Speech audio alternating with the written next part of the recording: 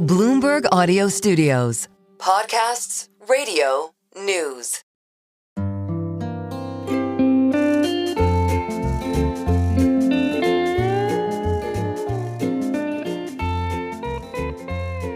Hello and welcome to another episode of the Odd Lots podcast. I'm Joe Weisenthal. And I'm Tracy Alloway.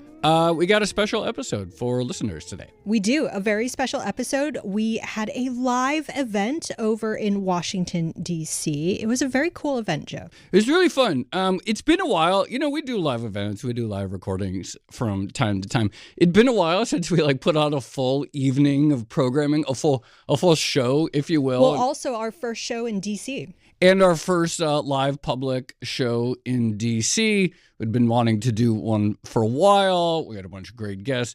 I actually really like going down to D.C. Yeah, and it was a great crowd as well. I think we have the only audience that would devote 2.5 hours on a Wednesday night to listening about the Jones Act and antitrust policy. Yeah, that's right. It was sort of a late night, too. It was sort of awkward timing because it was sort of dinner, so people had to skip. But there was popcorn included with the tickets. It was popcorn. Anyway, so we're going to release all of the conversations that we had on that evening as episodes.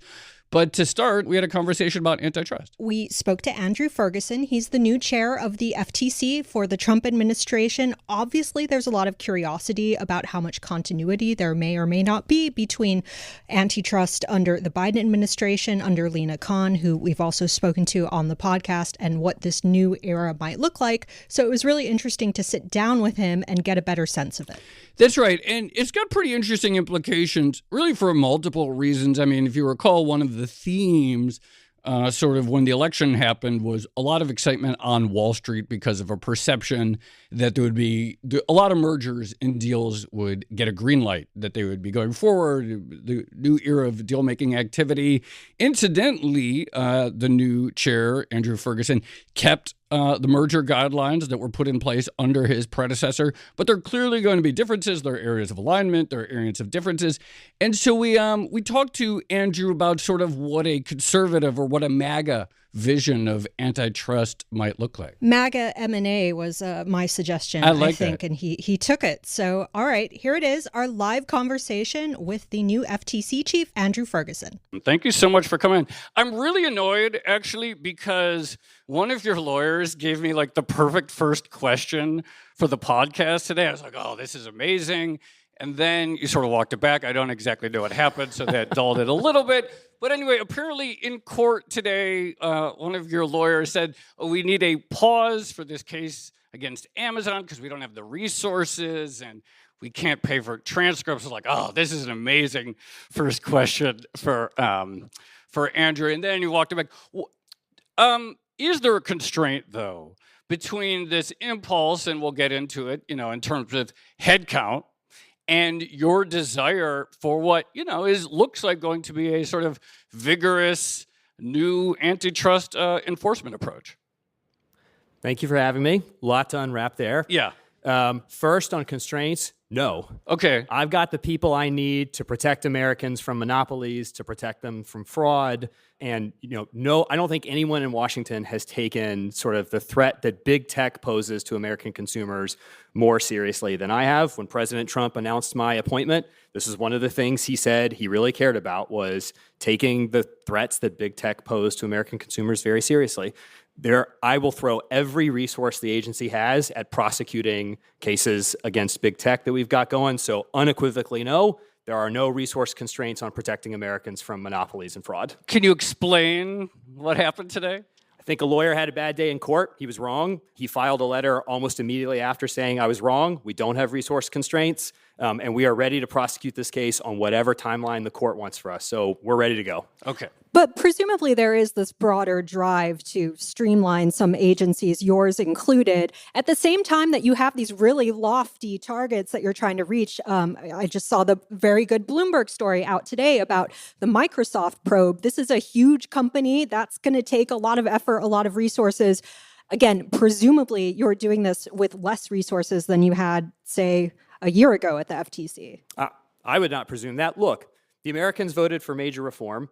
President Trump ran on major reform, and he's giving it to him. And government should not be bigger than is necessary to deliver the services that Americans need, to protect Americans from the problems that Americans have. The FTC, we are engaged in this streamlining process. The goal is to maximize Americans' returns on their taxpayer dollars. When they send their money off to Washington, they expect their government to do a lot with that money, and that the government shouldn't be any bigger than is necessary to do those tasks. And so at the FTC, we've got the resources we need to protect Americans from fraud and monopoly. And look, no government official in history has ever said, no, I want fewer resources, which is why the president's efficiency agenda is so important, because government will always keep sucking up resources. The goal here is to maximize the return on investment for American taxpayers, and that's what we're doing at the FTC.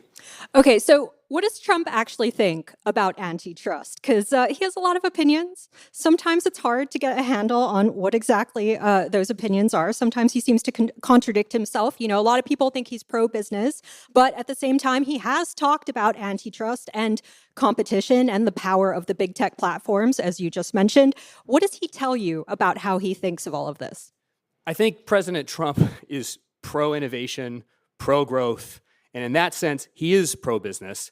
But I'm going to push back a little bit on the way you framed the question. I don't think that there's any inconsistency with being pro-business and favoring vigorous antitrust enforcement. Those two have to go hand in hand. Look, I, like most Republicans, and I think like most Americans, am pro-free markets.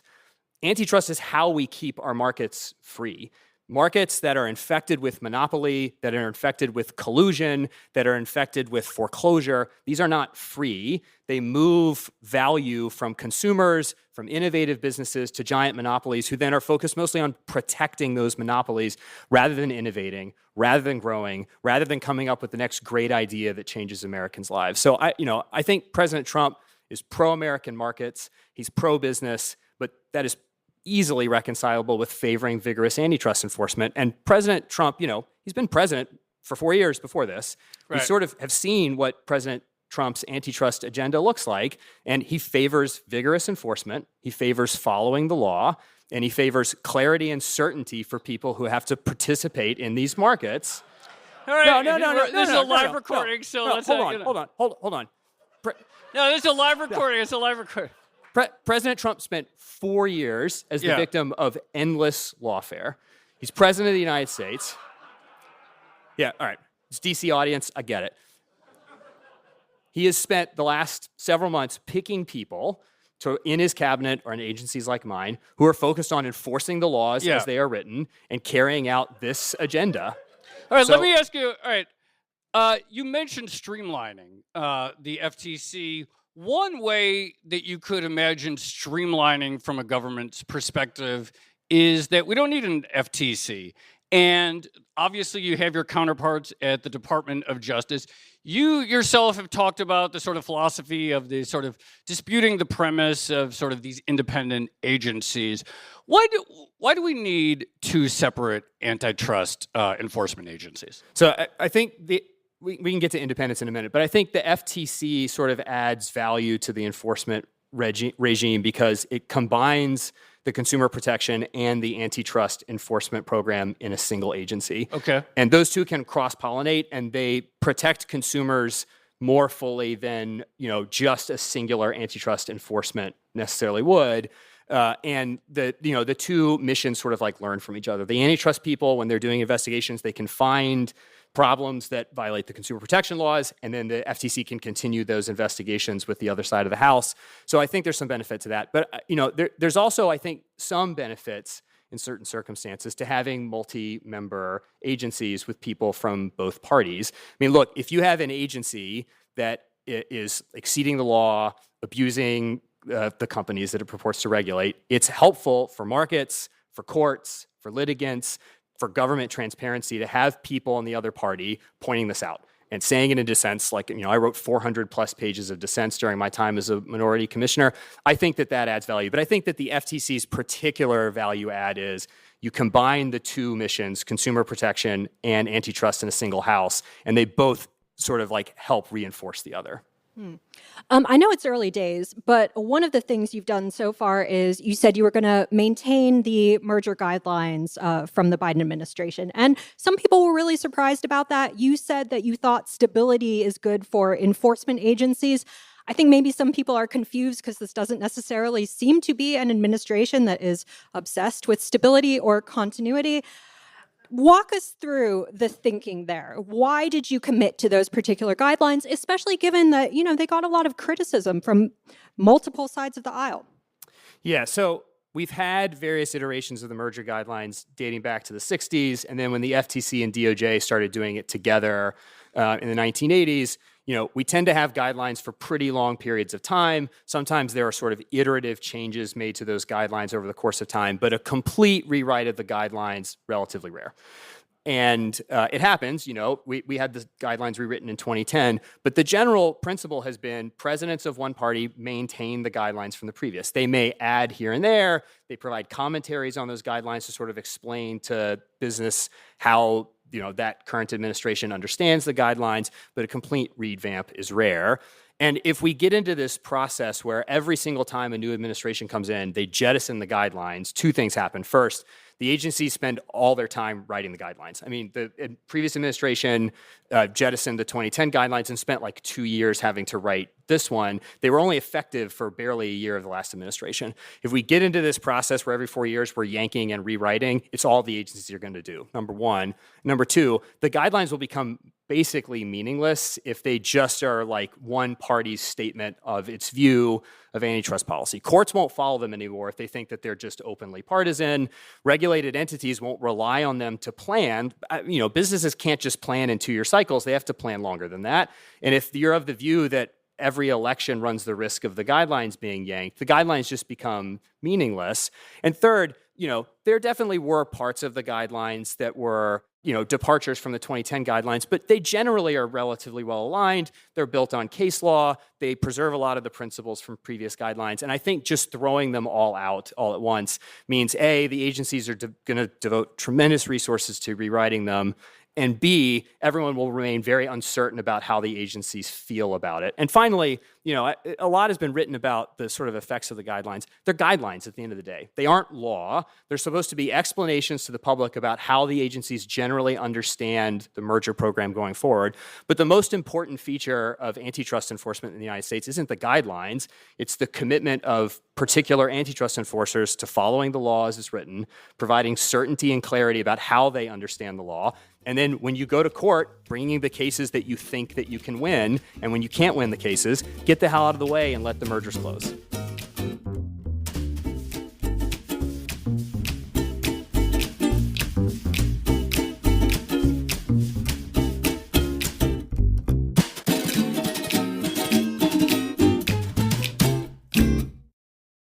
So one of the things that obviously came up under the last FTC chair, this idea of okay, there's more than the consumer welfare standard that should be evaluated. One nice thing about conceiving of consumer welfare narrowly in terms of price, people like cheap things, but also, it creates it eliminates a certain subjectivity. You could plug, this is what's going to happen to market share of companies. You can plug them into some economist model. I don't know if those models actually work or not, but theoretically spit out some answer where we get lower prices, and then it's this is good or bad. When you start broadly defining consumer welfare, rethinking that, first of all, what is that term? When you hear the consumer welfare standard, what does that mean to you? Does it mean more than prices, for one thing? In order to talk about this, I want to get a little bit into the history of the antitrust laws. We like history. Yeah, so you said. So Congress passes its first competition law in 1890, the Sherman Act. I don't know how many of you read the Sherman Act, but the operative provisions of the Sherman Act, Sections 1 and Sections 2, it's like 50 words. Like the most important provisions of American antitrust law are 50 words adopted in 1890 that Congress has not changed effectively since then. Then in 1914, they passed the FTC Act, which both creates my agency and also creates a new antitrust provision that prohibits unfair methods of competition. And then a couple months later, it passes the Clayton Act. And the Clayton Act is really important because that's the law that prohibits mergers that tend to create a monopoly or injure competition. So by 1914, and then with an important amendment called the Robinson-Patman Act in the 1930s, our antitrust laws are basically set. Like the operative provisions for merger purposes of Section 7 of the Clayton Act and Sections 1 and 2 of the Sherman Act are basically unchanged since they were originally adopted. For decades, courts kind of cast about for a theory about how to apply the antitrust laws. So we know that the antitrust laws are about competition and protecting competition, but that doesn't tell you a whole lot. Does that mean like making sure that there are a particular number of competitors in the marketplace? Does it mean competitors have to do particular things and we don't care how many there are? Does it mean that we care about the economic effects of monopoly? Does it mean we care about the political effects of monopoly? And this can matter because you can imagine, the existence of some monopoly somewhere that ends up keeping prices low, or of a duopoly, but wield unbelievable economic power. Or you can imagine businesses that aren't true monopolists, but they have tons of economic power, or of political power, I'm sorry. And so courts up through the 1950s and 60s were just sort of casting about, looking for some standard they could articulate about when the antitrust laws are violated. And by the 50s or 60s, it was very difficult for anyone to predict what any given court was going to say about any given transaction or conduct. You could have premised it on what the judges were having for breakfast when they were deciding the cases, and that was as likely a predictor of outcomes as anything else. Then this guy who, a lot of people in this audience, if, it's as sort of wonky as you guys say it is, have probably heard of for other reasons. He was a professor at Yale. His name was Robert Bork, and he writes a book called The Antitrust Paradox. And the subheading of the book is A Policy at War with Itself. And the position he articulates is the courts are using antitrust to accomplish all sorts of things that don't have anything to do with economic injuries. Politics, labor unions, all sorts of stuff that just don't have anything to do with it. It's basically a choose-your-own-adventure legal regime. It makes no sense, and it's actually injuring economic growth. The only thing the antitrust laws should care about, Judge Bork said, the welfare of consumers. So he articulates this view in the 70s, and by 1975, in this famous case called Ryder, the Supreme Court is citing Judge Bork and saying the antitrust laws are a prescription for consumer welfare. Okay, when Judge Bork writes about consumer welfare, he says, look, low prices, that's important for consumer welfare. High output, that's important. Other things are important too, like the promotion of future competition, the protection of innovation, product quality, all sorts of things sort of fit within consumer welfare. But what we care about are economic injuries inflicted on participants in marketplaces, not about stuff that isn't related to sort of economic welfare of market participants. At the same time this is happening, something else is happening in our system. We have this sort of like economic libertarianism on the right that sort of attaches itself to the consumer welfare standard, and it has certain ideological suppositions about markets. Markets always correct themselves is one of the suppositions. Professor at NYU, Daniel Francis, bright young antitrust scholar, has written a lot about this. I highly recommend him. That government intervention is almost always worse than anything happening in markets, even monopolies. And so we should always preference against government intervention, even if it's to correct market failures and monopolies. And a strong deference to C-suite decision-making on the view that they understand what should work best in a marketplace, and government ought to be hands-off and deferential to C-suite decision-making. These two things ride alongside each other, and so by the 1990s, consumer welfare has basically been reduced to two questions. Is the transaction or conduct at issue likely to increase price in the short or intermediate term, or reduce outcome in the short or intermediate term? But that isn't really what consumer welfare is about. Consumers can suffer all sorts of injuries that aren't just about short-term prices or short-term output. A loss of innovation is a huge injury to consumers. A loss of product quality, huge injury to consumers.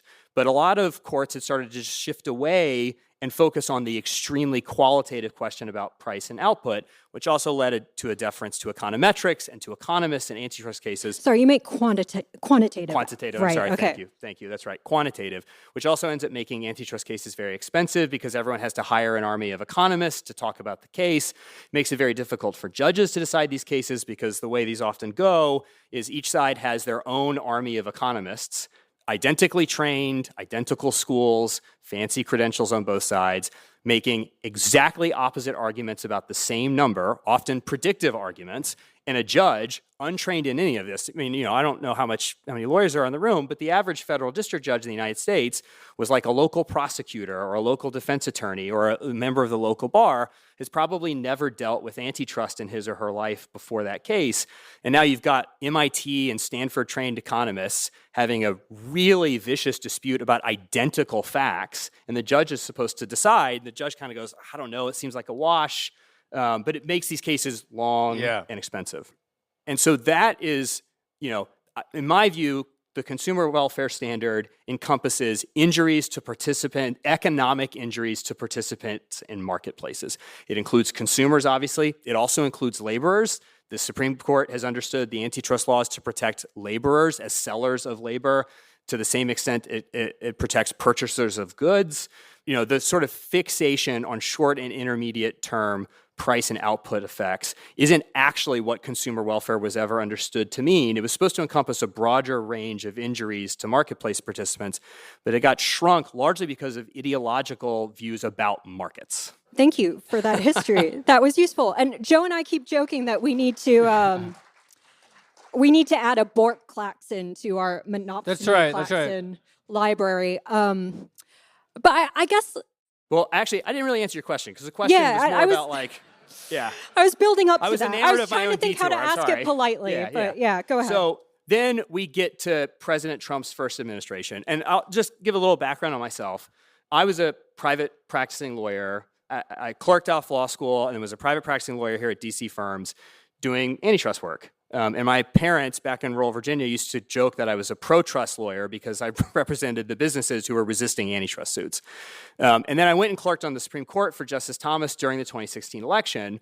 And I would bike into work from Old Town and listen to the news or podcasts on the way in, and was doing this as sort of a lawyer who had thought a lot about antitrust as a practitioner, but very little about antitrust as a policy. When you're a practicing lawyer, you think about doctrines. How can I help my client with these doctrines? You don't go one step up and sort of think about the policy. And as I'm driving into work, I'm listening to President Trump calling for more vigorous antitrust enforcement, pretty vociferously on the campaign trail. And I'm writing in, I'm going, what's happening? We're talking about antitrust in a presidential campaign. This is very strange. And two, a Republican calling for more vigorous antitrust enforcement. And so when President Trump takes office, he's not calling for a revolution in the consumer welfare standard like some of his successors did. He wasn't saying, get rid of the consumer welfare standard, but he hires antitrust enforcers who take seriously the idea that consumer welfare isn't just about price and output and what a bunch of economists say. It's about consumers' participation in marketplaces and protecting them from short-term and long-term injuries, and laborers as marketplace participants. And so, a lot of folks have talked, not incorrectly, about the Biden administration bringing lots of lawsuits against big tech. A lot of people have talked about the Google search suit, which is in the remedy phase right now, where the United States is asking to split Chrome off of the rest of Google. President Trump brought that case. President Trump brought that case in 2020, and it was litigated during the Biden administration, but President Trump brought that case. The biggest attempted block of a vertical merger in American history up to that point was brought by President Trump in the AT&T Time Warner case. And the Meta case that's going to trial in my agency in just a month that says that Meta's acquisition of Instagram and WhatsApp violated the antitrust laws was brought by President Trump's administration. So sort of the reconsideration of consumer welfare to encompass a broader range of consumer injuries than just price and output starts with President Trump. Now, President Biden comes in and picks my successor, who is, an extremely talented antitrust thinker, but was of the view that the consumer welfare standard ought to be discarded entirely and ought to be replaced with a far more open-ended understanding of the antitrust laws that protect what she calls the competitive process, but is more than just economic injuries to laborers and consumers. It's, the political effects of consolidation, all sorts of downstream non-economic effects, and that consolidation itself is the enemy, even irrespective of the relationship of that consolidation to sort of economic injuries on market participants. And that was basically a proposed revolution. A lot of people call this neo-Brandeisianism, Brandeis was a very famous Supreme Court justice who articulated a sort of anti-consolidation view of the antitrust laws in the first half of the 20th century. And they proposed sort of ripping the antitrust laws out of the consumer welfare standard and opening up a much broader range of interests. I think sort of two things to think about there. The first is this is basically go back to the 50s and 60s before Bork's book. Their rationale was that price and output are too narrow a consideration on which to base an antitrust regime. And the answer to that is, that's true, but Bork didn't actually say just limit it to price and output. He understood consumer welfare standard to encompass consumers in all of their aspects of participating in markets, including how things will happen further in the future with innovation and product quality. I think if you measure the previous antitrust regime by whether it achieved its neo-Brandeisian revolution, the answer is it definitely did not. Every court in the country still applies the consumer welfare standard. I prefer hipster antitrust to neo-Brandeisian. Yeah. But I mean, what should we call your brand of antitrust? Give us like a catchy name, Yeah, we need like hipster antitrust, like anti-woke antitrust, like MAGA M&A, like give us something. Yeah. You can call it MAGA antitrust if you want. I think there are two things I would say. The first is it's conservative antitrust in the sense that we aren't beholden to sort of libertarian ideology about markets. We take markets actually as they actually are. We take consumers as they actually are, how they actually participate in markets. We take laborers as they actually are, and we take very seriously that consumers and laborers suffer in markets short of things that just affect short-term price and output, and that the loss of innovation, even if you can't measure it the way, or the loss of choice or product quality, even if you can't measure it the way that an economist would measure price and output, still matter to consumers and still matter to antitrust. And I think the second is, I really do see my view as just like a cop on the beat. I think the other thing that was unusual about the previous administration was that it had a really hardcore focus on ex-ante regulation. The FTC under my predecessor passed a record-shattering number of ex-ante rules for an agency that doesn't pass very many ex-ante rules, including competition rules, which it had not done in a long time, arguably had, in my view, had never lawfully done. The only one that we passed has been vacated by the courts. But it was not just a sort of neo-Brandeisian revolution, it was an emphasis on ex-ante regulation. And my view is, as a cop on the beat, if we really vigorously enforce the antitrust laws, we avoid the need for regulation. Because regulation is what you have to do when monopolies have totally consumed a market. I mean, all of us live in some form of a utility monopoly. Grew up in Virginia, we have a giant electric utility monopoly. It is heavily, heavily, heavily regulated directly by the state legislature. But if you vigorously enforce utility monopolies, they're a little different because of the sort of space constraints on wires and cables and things like that. But if you take the antitrust laws very seriously and you really vigorously enforce them and you don't pull your punches because of ideological suppositions about markets, you can avoid the need for ex-ante regulation because vigorous market competition ensures monopolies do not rise. Antitrust enforcement ensures vigorous market competition. And if you have market competition, you don't need heavy regulation because you don't have giant monopoly problems. So I understand this point that you don't need as much regulation if you take antitrust seriously. There does seem to, however, be, maybe you dispute this tendency towards centralization in the modern internet economy. And, it's very helpful that everyone, more or less goes to one place to share photos, something like Instagram, or one place to review books, etc. Like this is just seems one place to troll.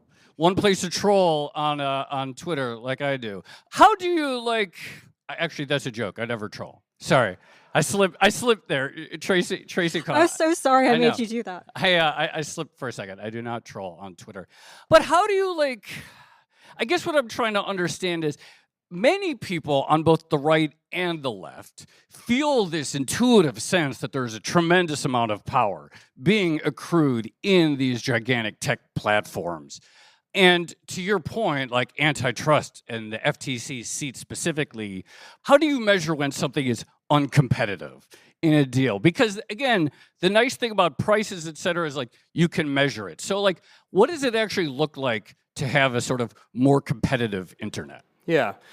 And the additional layer of complication for a lot of the internet platforms that we all use is that we use them without exchanging money for them. Right. Facebook, X, not premium, Google search. Yeah. We don't hand over money in exchange for using those services. That doesn't mean that there aren't ways to measure a loss of competition. So I'll just use an example about the position that the commission has articulated in Meta, which is, purely public. But one of the ways you can measure a loss of competition is if product quality is degraded without a meaningful competitive impact to the company that's degrading product quality. So for example, the FTC has alleged, and we've got a trial coming up on this, but the FTC has alleged in Meta, for example, that Facebook was able to massively increase the ad load on Facebook without losing any consumers, which meant that they were able to degrade the quality of their product and consumers didn't have anywhere else to go, and so they just sort of stayed. And that, the antitrust laws and a sort of fully formed understanding. But I guess the question, that makes a lot of sense to me. On the other hand, how much is that about some prior failure of antitrust versus this tendency on the internet for everyone to be where their friends are and the sort of natural centralization? Network effects. Yeah, the network effects, exactly. Yeah. So, network effects are sort of a natural part of the internet environment. Yeah. And the antitrust laws do not actually forbid monopoly itself. They don't. And the courts have gone out of their way over and over for decades to say the acquisition of a monopoly naturally and lawfully does not violate the antitrust laws. If someone is just really good at something and way better than everyone else, they sort of will naturally develop a monopoly in that because people will prefer that product or service. What you can't do is maintain your monopoly from things unrelated to your skill or the quality of your product or sort of dumb luck. And, in terms of failures of previous antitrust regimes, let me just touch on that a minute. Sure. Let's just take Google search, for example. A lot of the Google search case is a very traditional Section 2 case. It's tying, it's ordinary monopolization conduct. It doesn't propose breaking sort of our standards. It was a very normal thing. And this case, the idea for this case has sort of sat around for a long time.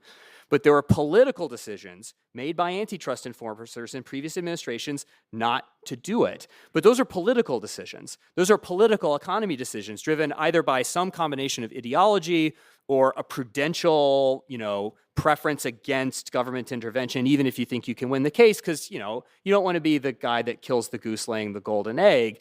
But, I think we need to be realistic about it. There were moments during the creation of the internet and during the sort of rise of these platforms where they made decisions that even under ordinary antitrust theories would have said, hey, this is potentially a problem. I mean, for example, the FTC's theory in Meta was that the acquisition of Instagram was an antitrust violation, but the FTC, did not block the merger. My own view is I don't think that we should say if a monopoly arose in any market, internet platforms or any of the other goods and services we use every day, we shouldn't let, enforcement declinations in the past that led to the creation of monopoly be a reason not to confront the monopoly today, because that's basically just the sunk cost fallacy. It's like, oh, well, we already did this once. They have the monopoly now. It is what it is. My view is no. If we have monopolies and they're being maintained illegally, no matter how they were formed, no matter who was asleep at the wheel when their formation came about, my job as an antitrust enforcer is to do something about that if I think I can win in court. And if I don't think I can win in court, I need to leave them alone.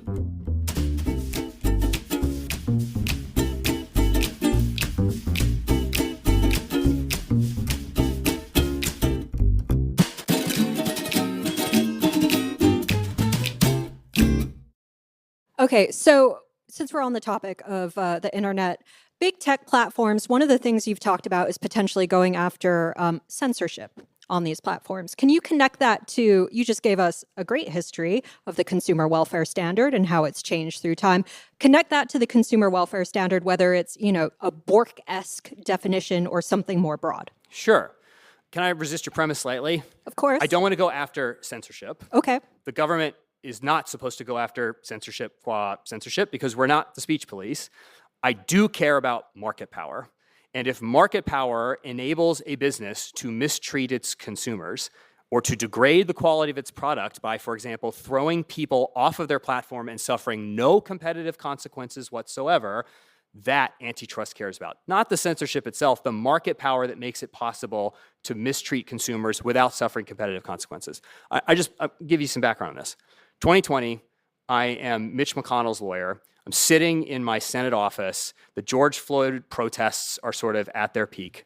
And I start getting calls from the GCs of giant Fortune 100 businesses and business groups. And I pick up the phone and they say, hey, cops are really racist. We, the business community, want you to pass a bunch of police reform bills. And, you know, I was a sort of like conservative that had relatively strong deference for markets and for market actors and people making decisions in those markets. And I was shocked by this. And my response was, why are you calling me about this? You're supposed to make widgets at low prices for Americans. Why are you calling me about police reform? What the hell does this have to do with you? Leave the political debates to Americans and to voters. Stop calling me about this. And if anything, don't you want more police to protect your businesses? And they're like, no, it's really important to us. Like, we want this done. And I remember sitting in my office and going, it's weird that these big businesses with all this economic power are leveraging that economic power to accomplish social and political objectives.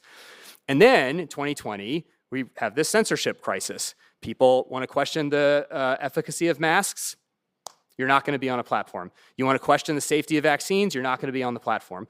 You want to question whether it's like fair to change voting laws in the middle of an election. You're not going to be on the platform. You want to question whether there's something in Hunter Biden's laptop that we should know about. You're not going to be on the platform, and we're not going to let you publish it.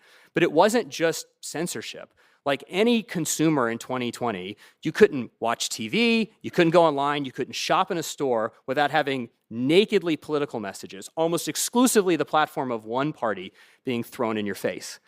And as a consumer, I said, how can it be that there are all these businesses who are willing to alienate huge swaths of their consumer base with these messages that they throw in our face and suffer no economic or competitive consequences at all? And I started to understand sort of the critique of the very narrow understanding, the consumer welfare standard, and the libertarianism that had sort of glommed onto it, which is large businesses with market power will sometimes leverage that market power to injure consumers and sometimes do it in politically motivated ways. And we should really care about the market power that makes that sort of mistreatment possible. But that's the thing I care about, is the market power that makes the treatment possible. I don't want to police people's speech, but I do want to police market power. But I guess my question is, do people have a right to be platformed? And then secondly, I mean, I would really like an Hermes Birkin bag. Hermes will not sell it to me because I do not buy thousands and thousands of dollars worth of luxury goods every year. They have the option whether or not to sell me, and they are famously very exclusive in their decisions to do that. Yeah, so I don't think that anyone has a right to be on any particular platform, but you do have a right to participate in a market that isn't infected by monopoly, and you do have a right not to have the quality of the product that you want, including speech on platforms, be degraded by someone who will suffer no competitive consequences from doing that. For the same reason, Hermes does not have to lower its prices to sell you a Birkin bag. I think they should, but yeah, okay. But what they don't have the right to do is engage in conduct that maintains a monopoly where they can charge you higher prices than they could otherwise charge you in a competitive marketplace. Yeah, of course, we're going to have luxury goods, but we don't want a market, and we shouldn't have a market, and it isn't a free market. For anyone who cares about free markets like I do, a market isn't free if monopolists get to charge you higher prices, degrade your product quality, deprive you of innovation because of their market power. How do you know, in the case of sort of the world of algorithms, right? So there are certain instances where, okay, the platform is saying, if you talk about X, you are gone. And in some cases, there are emails and very clear trails about stuff like that. There are other cases where it looks like there is a dial that gets turned from time to time where suddenly, oh, I'm starting to see a lot more people talk about this perspective versus that perspective. Do you have a way of measuring whether, outside of, like, say, emails, whether companies are degrading their consumer experience with respect to those consumers' ability to speak freely? Is there, like, do you feel confident in your ability to know whether the company is serving their customers well in that respect. Yeah, that's a good question. And, I'm not going to, we antitrust enforcers are sort of taking seriously the antitrust problems of the big tech companies for the first time. I mean, 2020 is sort of the watershed moment when President Trump brings the Meta suit and the Google search suit. I litigated the Google ad tech case alongside the Biden Department of Justice when I was the Solicitor General of Virginia. I'm not going to pretend like applying the antitrust laws to new contexts doesn't come with some difficulties, including potentially the difficulty you're describing. What I'm saying is that for a long time, especially in the 2010s, there was a strong preference before President Trump became president for saying, this is difficult, it's new, it's novel, let's not bring the antitrust laws into these contexts. And my view is that that sort of ideologically driven, hands-off, laissez-faire approach created a system where we have super large, super powerful platforms that, in my view, there are instances where they were quite obviously degrading their product quality in a way that would surprise me in the presence of real competition. And I also want to, address the, in some instances there were emails where it was like, take this person off. Look, I mean, I was involved in the Murthy litigation, the Missouri against Biden litigation about alleged either coordination or collusion between the government and big tech platforms during 2020. It was more than just a couple emails. This was rampant, it was systematic, and it was terrifying. The relationship between the big tech platforms and the government about who was going to get to speak about what. And, I think this leads me to another important point, and it's one I try to make to my libertarian friends who think some of what I'm saying sounds extreme, which is, if you are a libertarian and you care a lot about personal liberty, you ought to really care about monopoly, because it is way easier for the government to control all of our lives if they only have to coerce a small handful of suppliers. If you have a wide range of options for consumers, it's harder for the government to pick up the phone over and over and over and be calling executive after executive and say, we need you to do this to that person and this to that person. But if it's just a handful, that gets real easy, real quick. And I think we saw that in the Murthy litigation. It's just a couple platforms. You need a handful of government officials who call and berate platform people to kick consumers off. That's harder if there are more suppliers, if there are more choices for consumers. And so even if you are sort of libertarian and you have this ideological sort of predispositional view that markets correct themselves and government intervention is always worse than monopoly, my response is you don't want a tiny number of suppliers because the government can coerce them real easily. And if the government can coerce them, they can coerce you. So just on the content issue, I mean, is part of the problem the advertisers as well here? Because we've seen this happen where advertisers will say, I don't want to put money into this particular business because I think there are a bunch of people saying racist or unacceptable things. And then secondly, I mean, you've pressed for Section 230 reform. I think this is something you're interested in. And that's always an interesting thought experiment to think what the world would look like if we never had Section 230. But I mean, that exists, that currently exempts internet platforms from a lot of liability here. But if you were to reform it, surely that would come into conflict in one way or another with content and censorship. Let me talk about 230 really quickly. Yeah. So as a state enforcer, which is what I was before I was at the FTC, trying to protect Virginians, the amount of time I spent trying to come up with complaints that had to plead around Section 230 was like shocking. Section 230 on its face seems to care mostly about protecting tech platforms in the early 1990s from the liability for torts committed by people who are speaking on their platforms.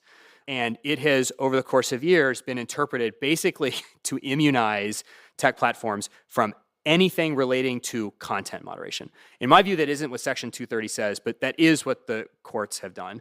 My own view about Section 230 is that it's very difficult to justify immunizing the biggest companies in the history of the world from state and federal enforcement actions. And the FTC has tried to enforce Section 5, our preeminent statute, against online platform companies, and we have lost cases because of Section 230, where private businesses, large private businesses, are interposing Section 230 between the government and trying to protect Americans through government enforcement actions. In my view, that just categorically cries out for reform. But I don't think that runs into conflict with censorship in the following sense. One of the some of the Section 230 cases that have troubled me the most are people who were alleged that they were thrown off of a platform in violation of the platform's terms of service. It's just a contract claim, like, hey, I entered into this relationship with you, the platform, and I did so on the basis of what you had in your TOSs, which governed, the kind of things I'm allowed to say, the kind of conduct in which I'm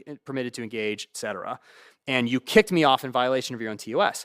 And the platforms have been able to interpose Section 230 between consumers and say, it doesn't matter what our TOS said. We kicked you off. That's a content decision. Therefore, you don't get to bring the lawsuit. And my view is, consumers can protect themselves better from censorship if they're able to at least hold platforms to their terms of service. And one of the questions that we've asked consumers to provide us info on in our own tech platform investigation on this issue is, give us examples, if you have them, of times that you think that you were deplatformed or shadow banned or whatever in violation of the terms you agreed to when you got on the platform. And, so on Section 230, I do think it has been interpreted wildly beyond what anyone thought was going to say, and that at the very least, the Trump administration proposed these changes in 2020. It should not provide immunity from government enforcement actions that are designed to protect Americans. Andrew Ferguson, FTC chief, thank you so much for coming out Odd Lots Live. That was fantastic. Thanks for having me.